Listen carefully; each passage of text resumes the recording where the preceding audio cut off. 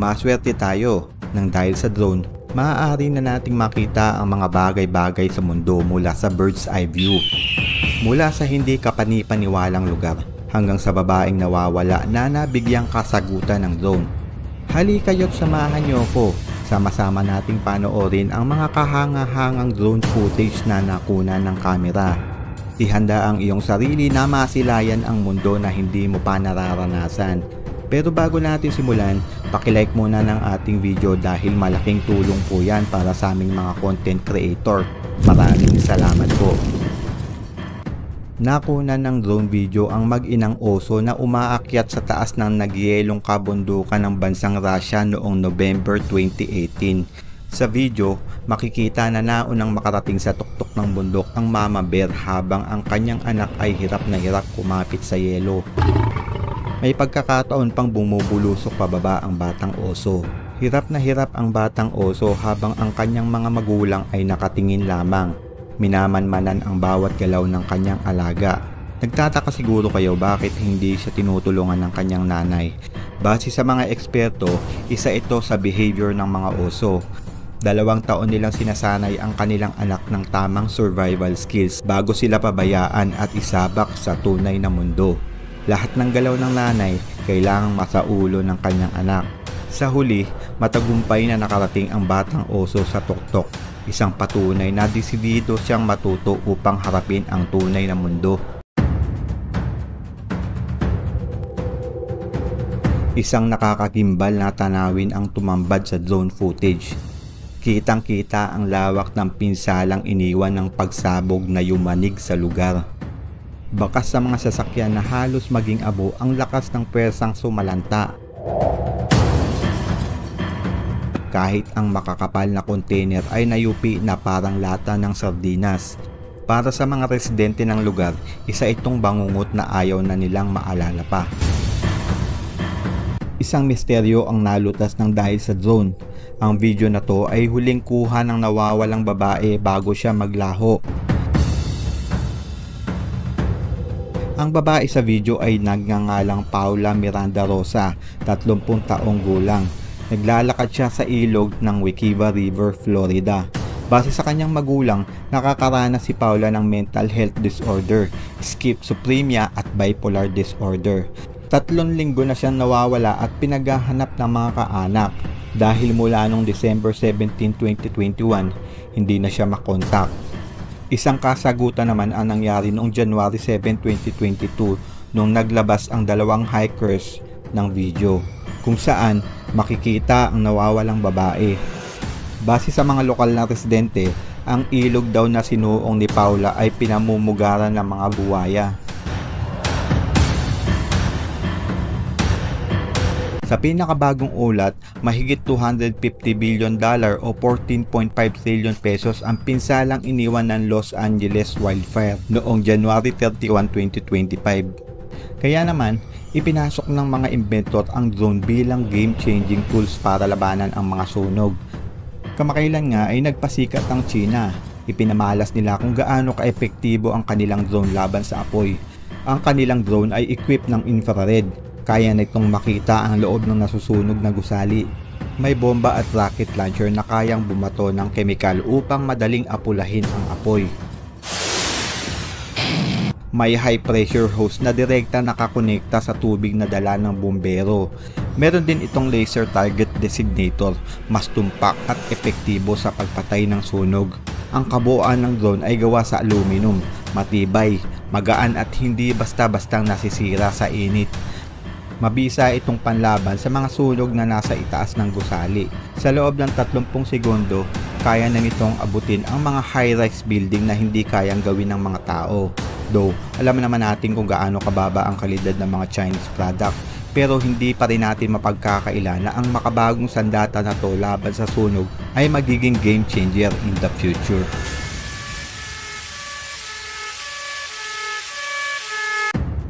Kung malakas ang loob mo at naghahanap ka ng buwis buhay na adventure, aba, isama mo na sa iyong bucket list ang bundok na to sa Hunan, China. Kitang-kita sa drone video kung gaano ito kadelikado dahil sa napakanipis na daan at sobrang tarik na bundok. Sa unang tingin, parang isang ilusyon o AI generated lamang ang video. Para makasiguro na hindi mahaluan ng peke ang ating compilation video, nagsaliksik tayo sa internet. At yes, totoo pala talagang may gantong bundok na pinupuntahan ng mga tao. Dahil sa sobrang talim na daan, binansagan nila itong Blade Mountain. Dito, bawal magpunta ang mga kabado dahil kung lalamya-lamya ka, sigurado maaga kayo magkikita ni San Pedro. Walang baby treatment, hindi kinakapitan ng safety harness ang mga turista, walang fence o bakod na kakapitan sa gilid ng bundok. Wala ring safety net sa ilalim kung sakaling may mahulog na turista. Patuloy itong tinatangkilik dahil sa paniniwala nila na siswertihin sa buhay ang lahat ng makakatawid ng bundok. Swerte nga ba o malas? Depende siguro kung makakatawid ka ng buhay. Okay. Ikaw, kakayanin mo bang dumaan sa Blade Mountain ng China? Sa unang tingin, aakalain mong isang napakagandang field ng makukulay na bulaklak ang nasa video. Pero kapag sinoom in ang kuha, isang tambak ng libo-libong bisikleta pala. Hindi ito mga sirang bisikleta, lahat sila brand new, maayos na nakasalansan ayon sa kulay. Pero sa sobrang dami, umaapaw na to hanggang kalsada. At ang mas nakakagulat, wala nang pakialam ang pamunuan kung may kumuha man dito. Pinoproblema ang ganitong sistema sa iba't ibang parte ng China. Beijing, Shanghai, Sichuan, Guangzhou, Shenzhen, hindi magkandamayaw ang mga otoridad kung ano ang gagawin nila sa libo-libong bisikleta.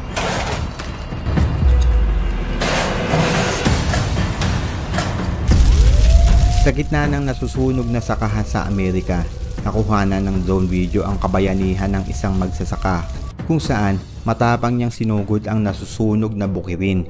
Binungkal niya ang mga pananim gamit ang truck sa nasusunog na sakahan upang hindi na kumalat pa ang nagwawalang apoy. Mala mission impossible ang galawan ng lalaki, hindi alintana ang init sa kanyang paligid. Ang nakakabilib pa sa magsasakang to ay hindi kanya ang nasusunog na lupain. Iniligtas niya ang ani ng kanyang kapitbahay, isang sakripisyo na hindi matutumbasan ng kahit anong salapi. Sa isang liblib na probinsya ng China, isang drone ang nakatuklas ng isang nakakapanghilakbot na tanawin. Nasilip ng drone ang daan-daang kabaong, nabubulok at nakatambak sa isang sulok ng kuweba. Pero hindi ito isang abandonadong libingan. Ito ay bahagi ng sinaunang tradisyon na tinatawag na hanging coffins. Ayon sa mga eksperto, ang ritual na ito ay matagal nang isinasagawa sa China, Indonesia at pati na rin dito sa Pilipinas. Isa ito sa natatanging tradisyon ng ating mga kapatid na igorot sa Sagada.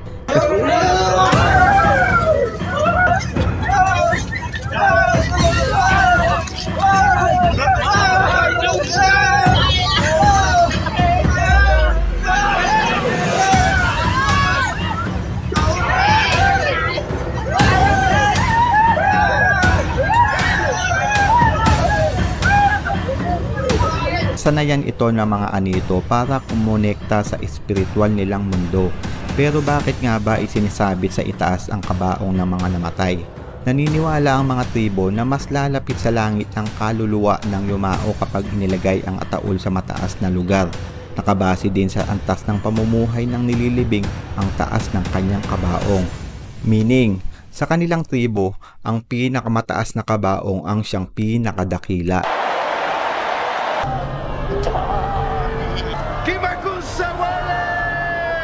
Isang nakakamanghang tanawin ang navideohan ng drone sa malawak na lupain ng Arizona, USA. Nabulaga ang operator ng drone nang makita niya ang 4,000 aircraft na wala ng silbi at naging display na lamang sa gitna ng kawalan.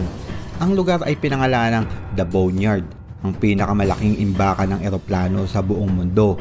Karamihan sa mga sasakyan ay mga pinaglumaang fighter plane na mula pa noong World War II. Mga sasakyang pandigma na gagamitin sana sa digmaan, ngunit hindi rin napakinabangan. Sa paglipas ng panahon, ang mga eroplano ay kinain na lamang ng kalawang. Tinatayang mahigit 3,000 hektarya ang lawak ng lupain na imbakan ng mga palyadong eroplano. Base sa estima ng mga eksperto, ang kabuuang halaga ng mga sasakyang panghimpapawid na nakaimbak ay tumataginting na $30 billion o 1.5 trillion pesos. Sobrang laking halaga na nauwi lang sa wala. Ito ang makabagong paraan sa paghukay ng mga lupa, ang underground blasting. Mas mabisa itong pangbungkal para maisuksok ang mga tubo sa ilalim ng lupa.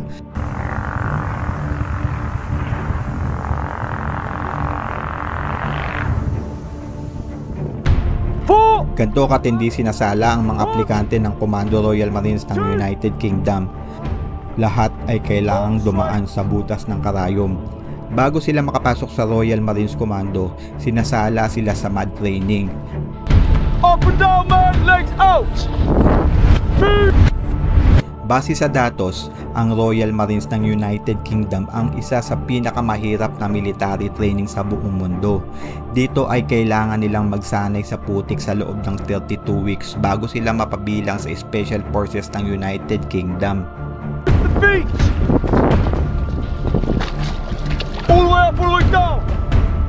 Base sa datos, may 50 milyong kangaroo sa Australia, habang ang Aussie naman ay meron lamang 26.6 million population. Mas madaming kangaroo kaysa sa tao. Kaya naman hindi na nakakapagtaka na ganito kainit ang pagsalubong sa paraglider na kakalapag lang. Uy, may tayo! Uy! Nang dahil sa drone, posible na nating makita ng malapitan ang mga nag-aalborotong bundok. Mas ma-appreciate na natin ang nakakatakot nitong ganda.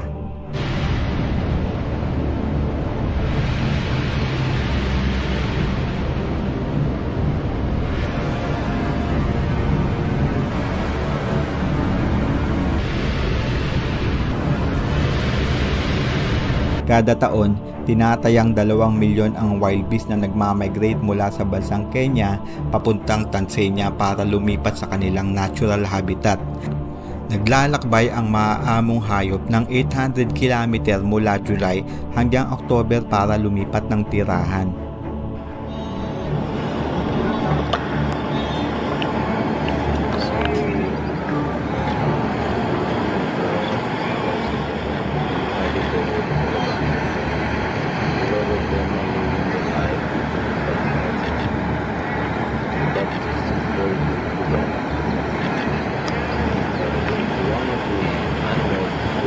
Ganto rin ba kasalbahe ang pusa mo? Huya!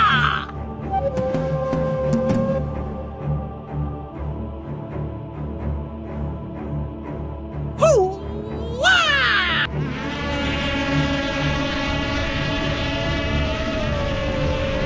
Maswerte tayo dahil sa drone footage, mapapanood na natin ang napakalupit na anggulo ng karerahan ng mga motor.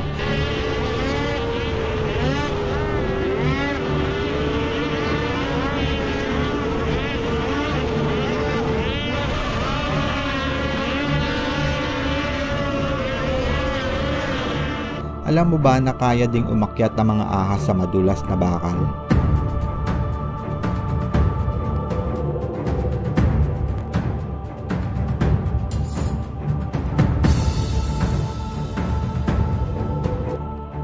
Sa kuha ng drone, mistulang maliliit na langgam ang mga tao sa gitna ng nagyayelong lugar. Sa katunayan, ito yung mga mangingisda na lumalahok sa taunang kompetisyon. Ang Patimpalak ay ang pinakamalaking fishing competition sa buong mundo na ginaganap kada taon sa Amerika. Kilala ito bilang Brainerd JC's Fishing Extravaganza. Dinadaluhan ito ng mahigit 2,000 mangingisda. Meron itong 30,000 fishing holes na sadyang binutas ng organizer ng palaro. Ang makakahuli ng pinakamalaking isda ay ang mananalo sa palaro at mag-uuwi ng $250,000 o 14.5 million pesos. Habang naglalakad ang lalaki na nagpapastol ng kanyang kalabaw, biglang napansin niya na may sumusunod sa kanyang drone. Alam niyo ang nakakabilib? Imbis na magalit, tumawa na lang si kuya. Nagpasikat. Sumayaw na parang wala nang bukas.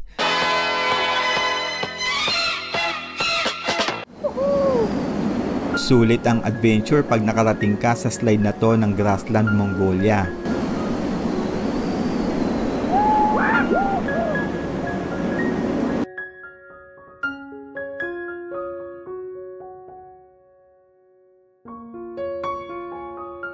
Isa ang tupa sa pinakamaamong hayop sa mundo. Tahimik, masunurin at laging magkakasama. Sa drone footage na to, makikita kung gaano sila kamasunurin. Walang humihiwalay sa kanila at laging sama-sama.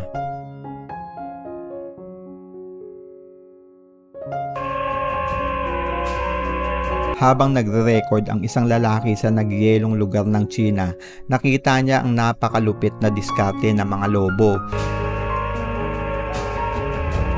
Gumawa ang mga mababangis na aso ng snow tunnel para magsilbing daanan nila sa nagyelong lugar. Isang kahanga-hangang diskarte na hindi mo aakalaing kayang gawin ng mabangis na hayop.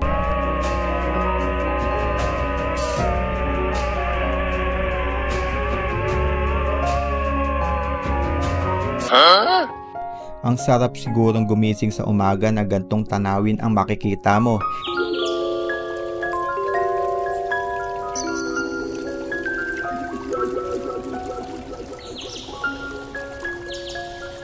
Lahat naman siguro tayo nung bata, sumagi na rin sa isip natin kung pwede nga ba tayong makalipad sa pamamagitan ng lobo. Ayan nga ang binigyan ng kasagutan ng isang lalaki sa Canada. Nagpalutang-lutang siya sa ere gamit ang lobo. Sa pamamagitan ng helium balloon, maaari kang makalipad sa langit sa loob ng 19 na oras.